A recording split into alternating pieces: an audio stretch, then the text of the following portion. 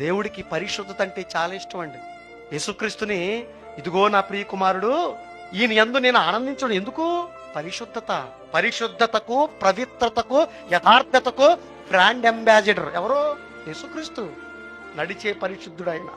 పరిశుద్ధతకు care of address, యథార్థతకు care of address, జ్ఞానానికి care of address ఎవరయ్యా అంటే none other than the Lord Jesus Christ. అంతే, ఆయన పేరే చెప్పాలి. ప్రపంచంలో ఎవరైనా, ప్రపంచంలో ఈ పొడవు పైన పాపం లేకుండా నడయాడిన జీవితం ఏదైనా ఉంది అంటే అది నువ్వు నేను నమ్మిన ప్రభువులకు ప్రభువు. అందుకే నాకు చాలా ఇష్టం యేసుక్రీస్తు అంటే.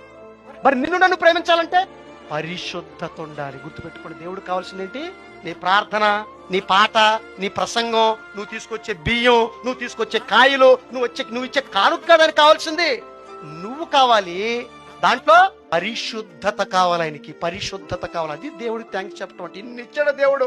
నన్ను ఏమడిగాడంటే నన్ను పరిశుద్ధంగా బ్రతకమన్నాడు, పవిత్రంగా బ్రతకమన్నాడు, క్రీస్తులా బ్రతకమన్నాడు. అలా బ్రతికి నీ జీవితాన్ని దేవునికి బహుమతిగా ఇవ్వు.